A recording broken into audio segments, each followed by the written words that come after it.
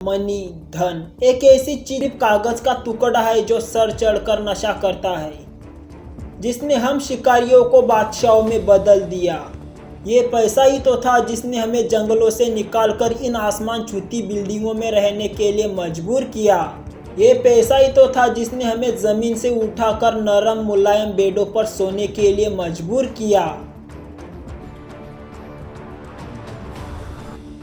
पर पैसे में इतनी ताकत आई कहाँ से? ये कैसे बना, कब बना, क्यों बना, और आखिर ये पैसा है क्या? What is money? एक ऐसा कागज का टुकड़ा जिस पर लिखा होता है 100 रुपये या $100, लेकिन इस कागज की खुद में कोई कीमत नहीं, बस ये हमें दूसरी चीज़ों की कीमत बताता है। हम दिन रात मेहनत करते हैं इस कागज़ के टुकड़े के लिए, और यही कागज़ का टुकड़ा हम किसी और को दे देते हैं ताकि हम वो चीज़ खरीद सके जो उसके पास है, और फिर वो इंसान वही कागज़ का टुकड़ा किसी और को दे देता है ताकि वो अपने काम की चीज़ खरीद सके। और इसी तरह से ये कागज़ का टुकड़ा पूरी दुनिया में घूमता रहता है।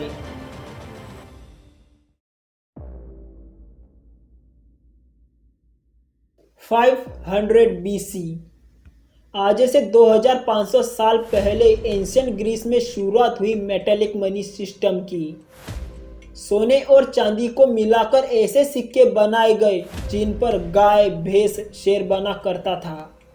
दिन रात मेहनत करके लोगों को सिर्फ 2 सिक्के ही मिलते थे, जिनसे उनका एक वक्त का खाना भी नहीं आ पाता था।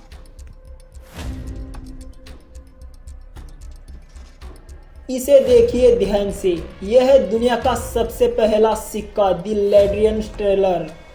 ऐसा कहा जाता है कि सिक्कों की शुरुआत 1000 BC में सबसे पहले चाइना ने की थी, जो पीतल के सिक्के बनाया करते थे, पर उन सिक्कों को द लैड्रियन स्टेलर की तरह इस्तेमाल नहीं करते थे।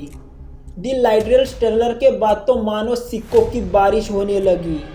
हर किंगडम के राजाओं ने अपने नाम के सिक्के बनाना शुरू कर दिए। अब हर कोई सिक्के इस्तेमाल करने लगा था, क्योंकि इन सिक्कों के जरिए ट्रेड करना बहुत आसान हो चुका था। पर इन मेटेलिक मनी सिस्टम की भी एक बहुत बड़ी प्रॉब्लम थी।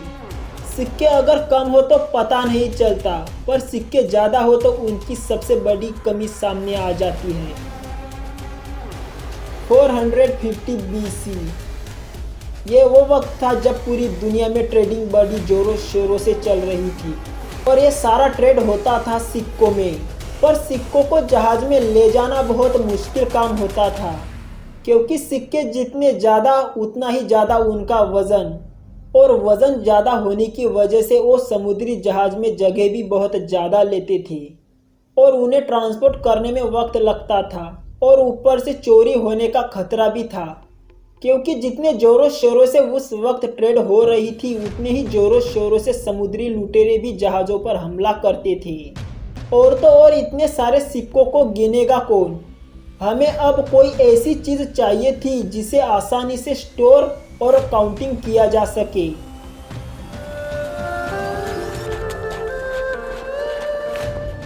$1279, ग्रेट चाइना का शहंशाह और चंगेज़ खान का पोता कुबला खान, जिसने पेड़ की छाल से दुनिया की सबसे पहली पेपर मनी को बनाया। पर इंग्लिश में एक बहुत फेमस कहावत है, everybody lives but nobody likes change, यानी कि हर कोई तरक्की तो करना चाहता है, पर कोई कुछ बदलना नहीं चाहता।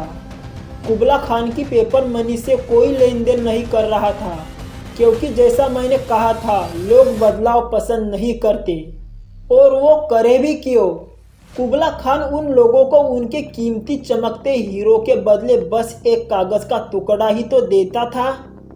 पर कुबला खान की पेपर मनी को जो लेने से मना करता था, उसे सीधा मोड़ के घात उतार दिया जाता था।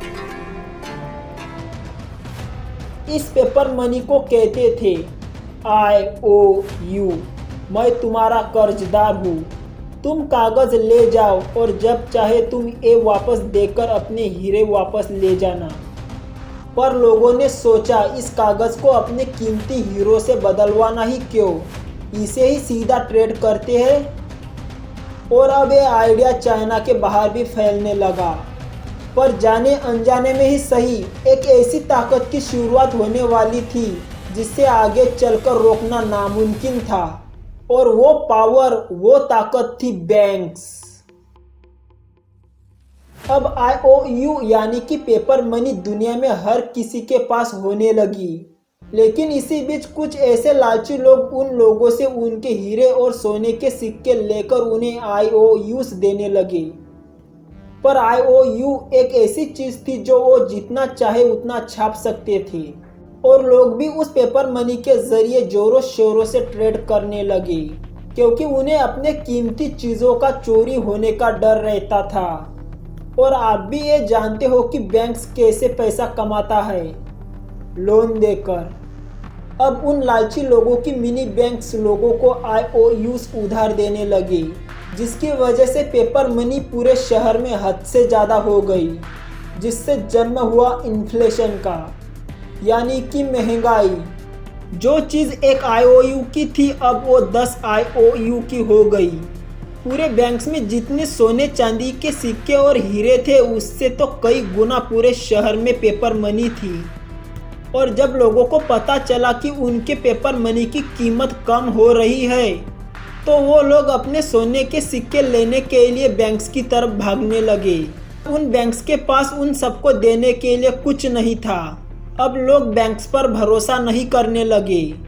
अब वो अपने कीमती चीज़ें घर में छुपा कर रखने लगे, जिससे पेपर मनी का फ्लो साइकिल बहुत कम होने लगा और बहुत परेशानियां सामने आने लगी।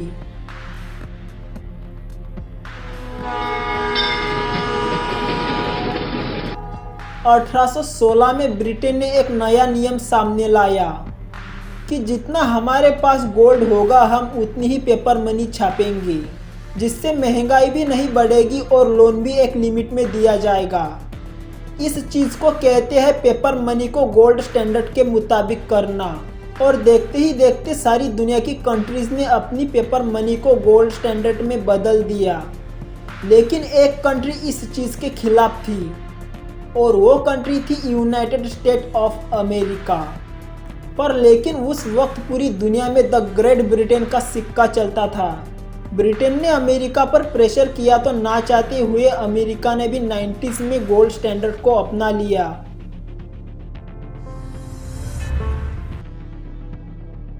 इस बात को तो टाला नहीं जा सकता कि पैसा जिस दिन इस दुनिया में आया वो उसके साथ एक ऐसी चीज़ लेकर आया जिससे बचना नामुमकिन है, और वो चीज़ है पैसे की भूख। अगर आपके पास 1 करोड़ रुपए है तो आप क्यों नहीं चाहोगे कि मेरे पास 100 करोड़ रुपए हो जाए। उस 100 करोड़ रुपए के 1000 करोड़ रुपए होने चाहिए। पैसा इंसान के पास कितना भी हो, पर वो यही कहेगा थोड़ा और, थोड़ा और, बस थोड़ा सा और। देश में पैसा ज़्यादा हो तो फैलती है इन्फ्लेशन, जो बहुत खतरनाक है। लेकिन देश में पैसा कम हो तो फैलती है डिफ्लेशन, जो उससे भी कई ज़्यादा खतरनाक है। अब वक्त आया 1930s का। पूरे यूनाइटेड स्टेट ऑफ अमेरिका में चल रहा था द ग्रेट डिप्रेशन, डिफ्लेशन की वजह से, क्योंकि चीज़ों की कीमत कम थी और कंपनीज के पास इतना पैसा भी नहीं था कि वो अपने एम्प्लॉयज़ को सैलरी तक दे सके। लोगों के पास एक ब्रेड का पैकेट खरीदने तक के पैसे नहीं थे, जिससे इकोनॉमिक क्रैश हो गई। और इसी चीज़ का हल निकालने के लिए 1933 में प्रेसिडेंट फ्रैंकलिन डी रूजवेल्ट ने डॉलर और गोल्ड का रिश्ता ख़त्म कर दिया। अब बैंक्स के पास वो ताकत वापस आ गई थी जिसका फ़ायदा उठाना उन्हें अच्छी तरह आता था, और वो ताकत थी नोट छापना। लेकिन ज़्यादा नोट छापने से क्या होता है वो आपको तो अच्छी तरह पता है। इन्फ्लेशन को कंट्रोल करने के लिए अमेरिका ने फेड को बनाया, यानी कि सेंट्रल बैंक, जिसका सिर्फ एक ही काम है कि कंट्री में ना ही ज़्यादा पैसा हो और ना ही कम पैसा हो। पर वो मनी जिसको आप गोल्ड में कन्वर्ट करवा सकते थे, जो आपके लिए एक IOUs था, अब वो रह गया सिर्फ एक कागज़ का टुकड़ा, जो है बस ये कागज़ का टुकड़ा ही है। It is just a worthless piece of paper. इसकी खुद की कोई कीमत नहीं। अब एक कागज का टुकड़ा बन गया फिएट मनी। पूरी दुनिया में जितनी भी पेपर की करेंसी है वो फिएट मनी है। फिर चाहे इंडियन हो या पाकिस्तानी, सबकी सब फिएट मनी ही है। अगर ये कागज का टुकड़ा कुछ नहीं है तो हम इससे सब कुछ कैसे खरीद सकते हैं? क्योंकि हमें विश्वास है कि इसके बदले में हमें कुछ मिलेगा। आपके घर, आपके वॉलेट, आपके बैंक में जो पड़ा है वो पैसा नहीं है, वो तो एक भरोसा है जिसकी वैल्यू दिन ब दिन कम होती जा रही है इन्फ्लेशन की वजह से।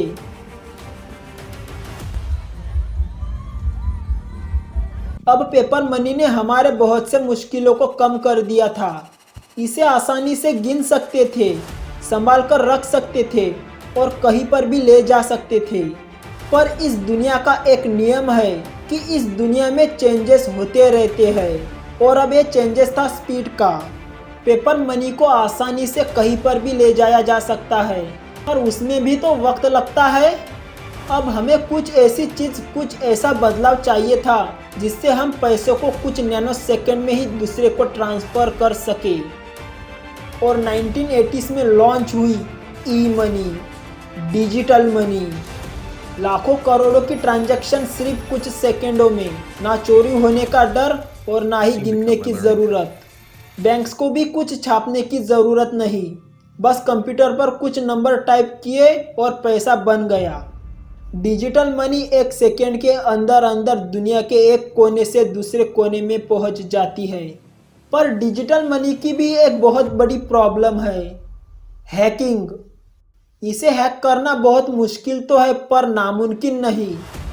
लेकिन 2009 में इससे कोसों दूर एक शख्स जिसका नाम है सतोशी नाकामोटो, इसका इस पूरी दुनिया में ना ही कोई फोटो है और ना ही कोई आईडी है, बस कुछ है तो सिर्फ इसका नाम।